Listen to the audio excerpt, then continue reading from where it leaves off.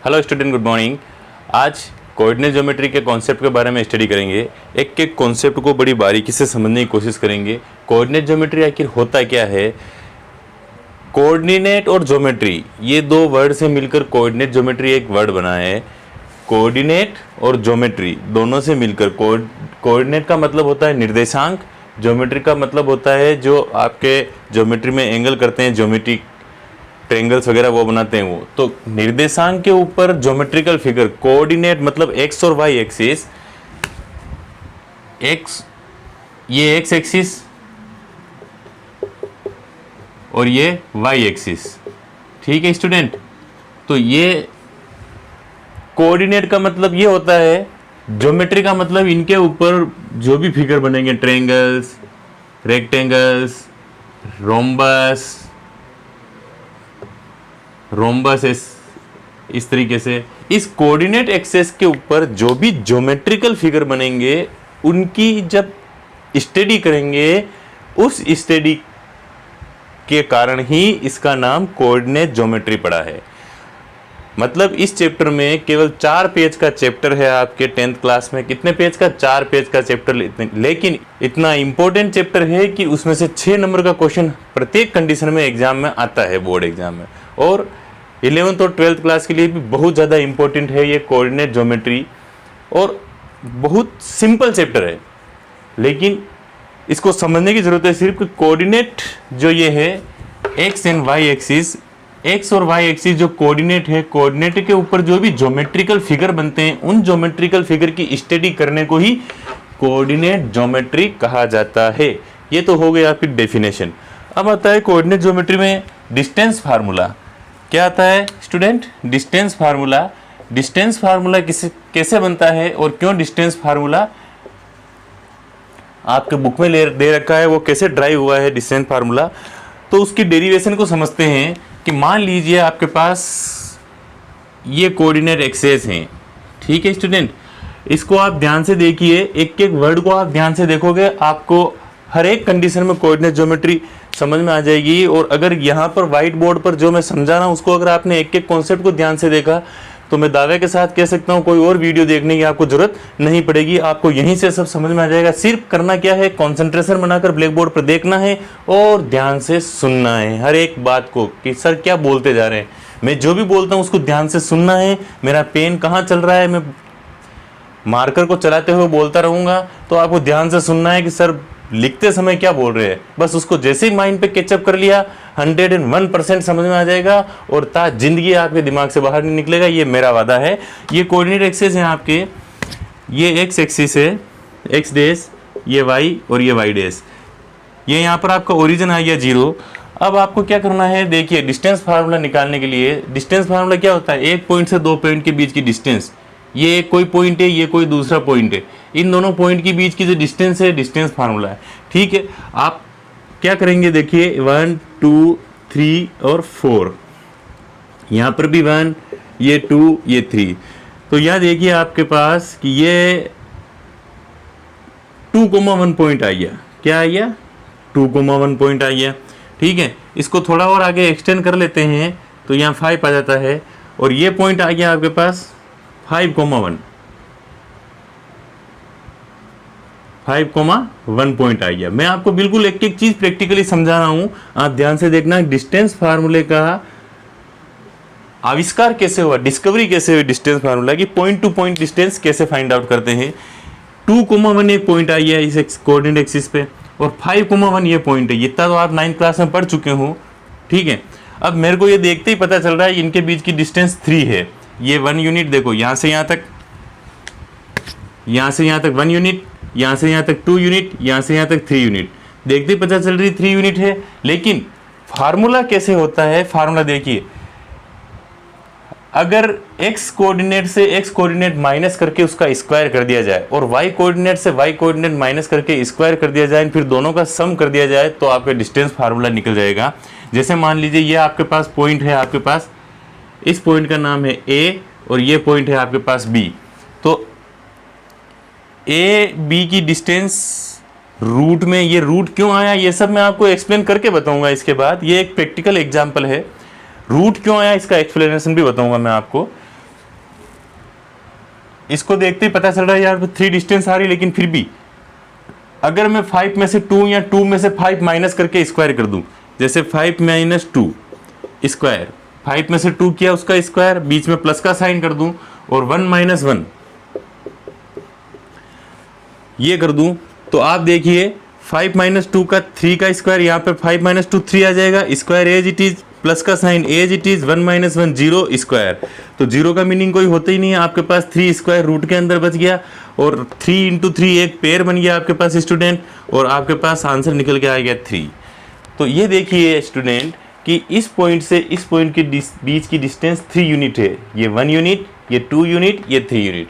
तो दो पॉइंट के बीच की जितनी यूनिट डिस्टेंस होती है वो यूनिट ही आपके पास निकल कर आती है। आप इसको राइट डाउन कर लीजिए। अब मैं इस फार्मूले का एक्चुअल जो डेरिवेशन कैसे हुआ अकॉर्डिंग टू द फिगर, ये तो मैंने आपको प्रैक्टिकल करके बताया है कि कोई भी ग्राफ में कोई भी पॉइंट हो, दो पॉइंट की डिस्टेंस कैसे फाइंड करते हैं, दिस माइनस दिस कर दो, दिस माइनस दिस कर दो। आपको ये नहीं लिखना कि x2 माइनस x1 का whole square plus y2 minus y1 का होल स्क्वायर। किताब की लैंग्वेज से फार्मूला लिखने की जरूरत नहीं है, आप डायरेक्ट पुटअप करोगे, आंसर आपके हाथ में आएगा, पूरे नंबर मिलेंगे, एग्जामिनर एक नंबर भी नहीं काटेगा। ठीक है, तो ये जो कॉन्सेप्ट आपके पास निकल के आया, इस कॉन्सेप्ट को याद रखोगे। देखिए मैंने 5 माइनस 2 लिया, 5 माइनस 2 लिया, कोई स्टूडेंट ये कर सकता है सर मैं 2 माइनस 5 लूँ, तो लीजिए नो प्रॉब्लम, मैं 2 माइनस 5 से भी करके बताता हूँ। A B is equal to root में 2 माइनस 5 का होल स्क्वायर प्लस 1 माइनस 1, तो 1 माइनस 1 तो वैसे ही 0 हो जाएगा, तो 0 का स्क्वायर। तो आपके पास यहाँ देखिए रूट -3 का होल स्क्वायर और प्लस 0, तो एज इट इज खत्म हो ही गया ये आपके पास। ठीक है, फिर आपके पास -3 का स्क्वायर, -3 का स्क्वायर, -3 इंटू -3, -3 इंटू -3, तो माइनस से माइनस कैंसिल आए, 3 3 जा, तो आपके पास क्या बच गया 3 इंटू 3 बच जाएगा। -3 का होल स्क्वायर मतलब 3 इंटू 3 बच जाएगा, माइनस से माइनस कैंसिल आउट हो जाएगा, तो 3 आपके पास बाहर निकल के आ जाएगा, आंसर एज इट इज आएगा। मेरे कहने का मीनिंग ये है स्टूडेंट कि आप इसमें से ये माइनस करो या इसमें से ये माइनस करो, डिस्टेंस फार्मूले पे कुछ फर्क नहीं पड़ता है, आंसर हमेशा एक आएगा। इसलिए ये मत सोचना मैं बाद वाला पॉइंट लूँ या पहले वाला पॉइंट लूँ, नो प्रॉब्लम, आंसर हमेशा आना ही आना है, राइट आंसर आएगा, आंसर कहीं नहीं जाएगा भागकर। ठीक है स्टूडेंट, तो ये आपका कॉन्सेप्ट हुआ। अब मैं ये फार्मूला कैसे डिराइव हुआ ये अगर आप जानना चाहते हो तो मैं इसके बाद बताता हूँ, आप इसको राइट डाउन कर लीजिए। नाउ स्टूडेंट अब आप ध्यान से देखिए फार्मूले का डेरिवेशन कैसे होता है। जैसे आपके ये एक्स एक्सिस और वाई एक्सिस है, ये आपके पास एक्स एक्सिस हो गया एक्स डैश, एंड ये आपके पास वाई कोमा वाई डैश हो गया। ठीक है, आपके पास मान लीजिए यहाँ पर कोई पॉइंट है और ये एक कोई पॉइंट है आपके पास। ठीक है स्टूडेंट, तो इस पॉइंट को मान लीजिए आपके पास ए है, ये बी पॉइंट है, इसके कोऑर्डिनेट मान लीजिए x1 कोमा y1 मान लेता हूँ, और इस पॉइंट के कोऑर्डिनेट आपके मान लेता हूँ मैं x2 कोमा y2।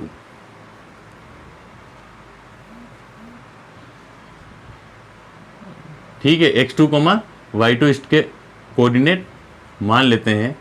ठीक है, अब इस पॉइंट को आप ज्वाइन करोगे,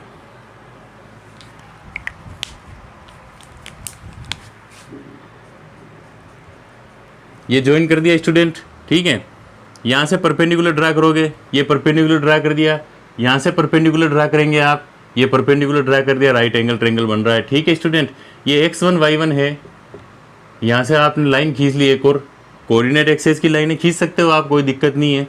अब आप देखिए स्टूडेंट कि ये x1 है, मतलब यहाँ पर आपके पास कोई पॉइंट है, यहाँ पर ये x1 पॉइंट था और ये आपके पास y1 पॉइंट था, तो x1 y1 इसलिए यहाँ पर x1 y1 आया, और यहाँ पर आपके पास y2 पॉइंट था, x2 यहाँ पर आपके पास x2 पॉइंट था और यहाँ पर आपके पास y2 पॉइंट था। ठीक है, इसी कारण से आपके पास यहाँ पर y2 आया। ठीक है, ये ध्यान से देखना।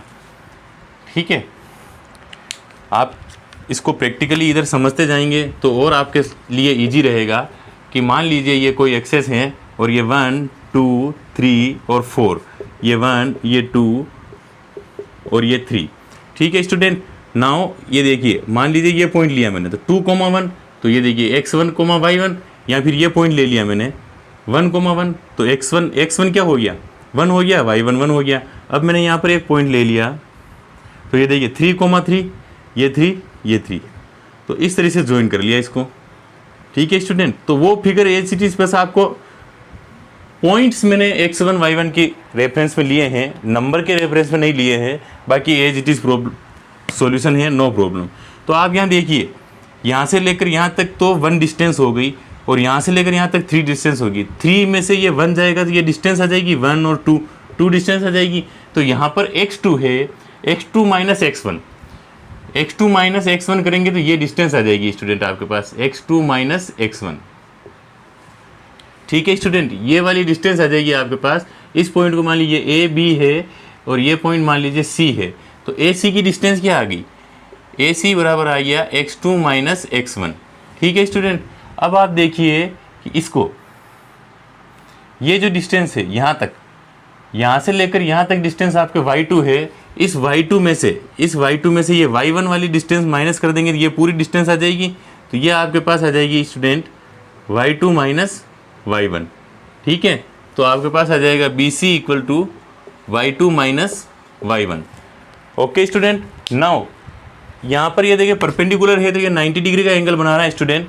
तो 90 डिग्री का एंगल बना रहा है तो आप देखिए पाइथागोरस थ्योरम, यहाँ पर पाइथागोरस थ्योरम लागू कर दीजिए। तो ए बी का square is equal to A C square plus B C square. Pythagoras theorem यही होती है। क्या होती है Pythagoras theorem, H square is equal to B square plus P square, hypotenuse square is equal to base square plus perpendicular square. यहाँ हिंदी वाले student कर्ण square बराबर आधार स्क्वायर प्लस लंब स्क्वायर, ठीक है। तो यही होता है। तो मैंने हाइपोटेनस की जगह ए बी लिख दिया, ए बी हाइपोटेनस है, ए सी बेस है, बेस लिख दिया, और बी सी आपके पास ये है। तो आपके पास ए सी की वैल्यू क्या आ जाएगी, x2 माइनस x1 का होल स्क्वायर। ए सी की जगह x2 माइनस x1 रख देंगे, स्क्वायर ऊपर लग रहा है, plus as it is B C की वैल्यू क्या आ जाएगी y2 माइनस y1 और स्क्वायर एज इट इज, और यहाँ पर ए बी का होल स्क्वायर बोथ साइड। यहाँ पर अब आपको क्या चाहिए, यहाँ पर ए बी चाहिए, ए बी स्क्वायर नहीं चाहिए। तो ए बी चाहिए, in that condition square root लेना पड़ेगा दोनों तरफ। तो आप यहाँ पर स्क्वायर रूट लोगे तो यहाँ पर आ जाएगा x2 माइनस x1 का whole square plus y2 minus y1 का होल स्क्वायर, और ये आ जाएगा आपके पास ए बी। ये A B into A B square root से बाहर निकल जाएगा और ये आपके पास फंडामेंटल फार्मूला आ जाएगा, जो डिस्टेंस फार्मूला के नाम से आपके मैथ्स में जाना जाता है। इसे कहते हैं fundamental distance formula, distance formula. और इस फार्मूले को समझने से पहले आपको मैंने यहाँ पर प्रैक्टिकल करके बताया था पहले कि किस तरह से आप एक पॉइंट से दूसरे पॉइंट के बीच में डिस्टेंस निकाल सकते हैं। x2 माइनस x1, यहाँ पर x1 माइनस x2 भी लिखोगे तो कोई प्रॉब्लम नहीं, आंसर सेम आएगा।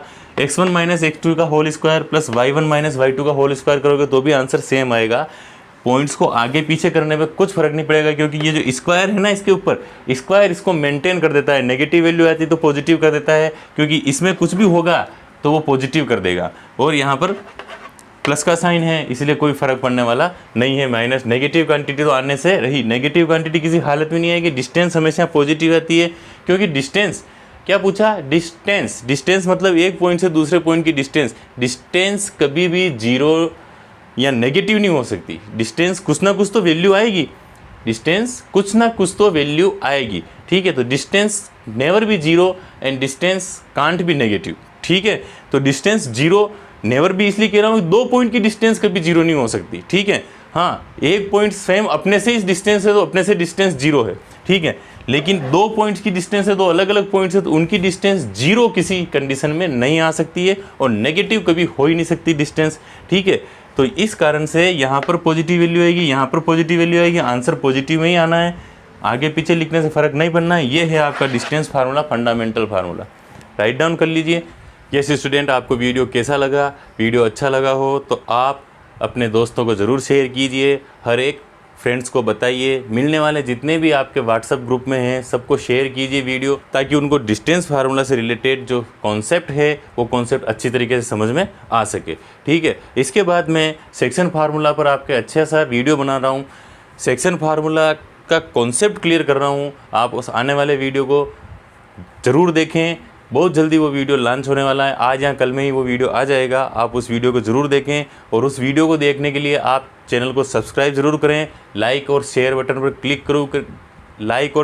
पर क्लिक ज़रूर करें, पर्सनलाइज बटन पर ऑल पर क्लिक करें, ताकि नोटिफिकेशन जो नए वीडियो में डाल रहा हूँ उसकी सारी जानकारी आपके पास मिल सके। ठीक है, अगर आप हर एक चीज़ को बारीकी से पढ़ना चाहते हैं स्टूडेंट, हर एक कॉन्सेप्ट, मैथ्स में क्या होता है, concept is the power. Maths में कॉन्सेप्ट ही सबसे बड़ा पावर है। अगर आपने मैथ्स के हर एक कॉन्सेप्ट को ध्यान से पढ़ लिया, चैप्टर के हर एक मीनिंग को ध्यान से समझ लिया, तो ऐसा कोई भी क्वेश्चन उस चैप्टर से रिलेटेड होने के बाद भी ऐसा कोई भी क्वेश्चन नहीं हो सकता जो आप लोगों को नहीं आए। आप स्टूडेंट सारे क्वेश्चन सोल्व कर सकते हो। ठीक है, you are too minded student of India. तो इंडिया में इतने अच्छे अच्छे और माइंडेड स्टूडेंट होने के बाद ऐसा कोई क्वेश्चन नहीं है जो आप नहीं कर सकते हो। सिर्फ ज़रूरत है रट्टा मारने की आदत को छोड़ो और कॉन्सेप्ट पर कंसंट्रेट करो। जो कॉन्सेप्ट मैंने डिस्टेंस फार्मूले का अभी आपको बताया है, उस कॉन्सेप्ट पर कंसंट्रेट करो। क्वेश्चन में जब भी कभी भी डिस्टेंस वर्ड पूछे, एक पॉइंट से दूसरे पॉइंट के बीच में डायरेक्ट डिस्टेंस फार्मूला यूज करो। डिस्टेंस फार्मूला की जगह सेक्शन फार्मूला यूज़ नहीं करना है और सेक्शन फार्मूला की जगह डिस्टेंस फार्मूला यूज़ नहीं करना है। हर एक चीज़ को ध्यान रखना है। ठीक है, कि कहाँ पर हम क्या चीज़ यूज कर रहे हैं जिससे क्वेश्चन काफ़ी ईजी बनने की प्रोसेस हो जाती है। क्वेश्चन को लेंथी कभी नहीं करना है, क्योंकि लेंथी करने से क्वेश्चन उलझता जाता है। शॉर्ट से शॉर्ट क्वेश्चन को करने की कोशिश करनी है। आप ये ना सोचें कि क्वेश्चन को मैं लंबा करूँगा तो 6 में से 6 नंबर मिल जाएंगे, एक पेज भरूँगा तो 3 नंबर मिल जाएंगे। ऐसा मैथ्स में कभी नहीं होता। एक बात मैं आपको ढंग से बता दूं कि ऐसा मैथ्स में कभी नहीं होता स्टूडेंट। क्वेश्चन मैथ्स में सिर्फ सॉल्यूशन मांगता है। मैथ्स में क्वेश्चन क्या मांगता है, सिर्फ आपसे सॉल्यूशन मांगता है। आप एक पेज में सॉल्यूशन करें या आप आधे पेज में सॉल्यूशन सोल्व करें। अगर किसी बच्चे ने थ्रू द ट्रिक आधे पेज में क्वेश्चन सोल्व कर लिया, पूरा अच्छा है, क्वेश्चन राइट है, तो भी उसके 3 नंबर का क्वेश्चन है तो 3 नंबर मिलेंगे, और 1.5 पेज में क्वेश्चन सोल्व करने वाले को भी 3 नंबर मिलेंगे। तो मतलब मेरे कहने का ये है कि पेज भरने से मैथ्स में कभी भी नंबर नहीं आते हैं। नंबर मैथ्स में सिर्फ और सिर्फ कॉन्सेप्ट से क्वेश्चन को सोल्व करने की टेक्निक से नंबर मिलते हैं। आपका सॉल्यूशन 100% राइट होना चाहिए स्टूडेंट। ऐसा नहीं है कि मैं क्वेश्चन का सॉल्यूशन राइट नहीं करूं, आंसर भी राइट नहीं लाऊं और मैं पूरा 2 पेज भर दूं एक क्वेश्चन के सॉल्यूशन को। 6 मार्क्स का क्वेश्चन है, 2 पेज भर दूं, ऐसा नहीं है। कभी कभी आप बोर्ड एग्जाम में दूसरे क्वेश्चन उठा के देखना, मैं आपको दूसरे वीडियो में और बताऊंगा जो 6 मार्क्स के क्वेश्चन है, सिर्फ 3 स्टेप में आंसर है। ऐसे ऐसे क्वेश्चन जो सिर्फ 3 स्टेप में आंसर हैं, वो क्वेश्चन भी बोर्ड एग्जाम में 6 मार्क्स में आ चुके हैं स्टूडेंट। सिर्फ 6 मार्क्स में क्वेश्चन आ चुके हैं। बच्चा और स्टूडेंट, जो भी स्टूडेंट है वो स्टूडेंट उसको देख कर डर जाता है कि सिमिलरिटी के जैसे क्वेश्चन हैं। सिर्फ और सिर्फ कॉन्सेप्चुअल क्वेश्चन होते हैं सिमिलरिटी के, सिर्फ और सिर्फ कॉन्सेप्ट पर आधारित क्वेश्चन होते हैं और 3 से 4 स्टेप में अधिकतर आंसर आ जाते हैं। अधिकतर ऐसे क्वेश्चन आते हैं सिमिलरिटी में जिसमें 3 से 4 स्टेप में आंसर आ जाते हैं स्टूडेंट। लेकिन स्टूडेंट घबरा जाते हैं वहाँ पर एग्जाम देते वक्त कि 6 मार्क्स में इसका तो यार 1 से 1.5 पेज होगा, इसका आंसर 2 पेज से होगा, इसका आंसर 1 पेज तो करना ही पड़ेगा। नहीं, ये जो थ्योरी आपके दिमाग में है या जहाँ से भी आपने थ्योरी ये उठाई है कि 1 पेज में आंसर करना है, इस थ्योरी को आप ख़त्म कीजिए। आप सिर्फ सॉल्यूशन पर कॉन्सेंट्रेट कीजिए कि थ्रू द ट्रिक उसका सॉल्यूशन कैसे होगा। मैं आपको ऐसे ऐसे क्वेश्चन बताऊंगा कि 3 स्टेप में आंसर है और 6 मार्क्स का क्वेश्चन आया है और ओनली 3 स्टेप करते ही आंसर आ गया है और 6 में से 6 मार्क्स मिले हैं उन स्टूडेंट्स को। ठीक है, तो ऐसा नहीं है कि पेज भरने से ही आंसर सॉल्यूशन, पेज भरने से ही मार्क्स मिलते हैं। ठीक है, पेज भरने से कभी मार्क्स नहीं मिलते हैं मैथ्स में। मैथ्स में सिर्फ कॉन्सेप्ट से क्वेश्चन सोल्व करने के मार्क्स मिलते हैं। एक एक स्टेप्स को ध्यान से सोल्व करो। ठीक है स्टूडेंट, तो मैं आपको अब सेक्शन फार्मूले की तरफ ले जाऊंगा। नया जो वीडियो आने वाला है सेक्शन फार्मूला का, उस वीडियो को ज़रूर देखें। और अगर आप कोऑर्डिनेट ज्योमेट्री से रिलेटेड दूसरे क्वेश्चंस और दूसरे और चैप्टर के कॉन्सेप्ट आप क्लियर करना चाहते हो तो नीचे डिस्क्रिप्शन में लिंक दे रखा है, उस लिंक्स को क्लिक करके आप दूसरे चैप्टर्स की प्लेलिस्ट और कॉन्सेप्ट क्लियर कर सकते हो, दूसरे चैप्टर की प्लेलिस्ट दे सकते हो। ठीक है, और भी कोई क्वेश्चन नहीं आ रहे हैं तो आप कमेंट्री बॉक्स में ज़रूर कमेंट्स करें, मैं आपको हर क्वेश्चन का जवाब दूंगा। ऐसा कोई क्वेश्चन है ही नहीं जिसका जवाब कॉन्सेप्ट के आधार पर नहीं दिया जा सकते। सारे क्वेश्चन सॉल्व होते हैं मैथ्स में। समझने की ज़रूरत होती है, सिर्फ और सिर्फ समझने की ज़रूरत, ध्यान से सुनने की ज़रूरत। वाइट बोर्ड या ब्लैक बोर्ड पर जो भी पढ़ा रहे हैं उनको ध्यान से देखने की ज़रूरत होती है।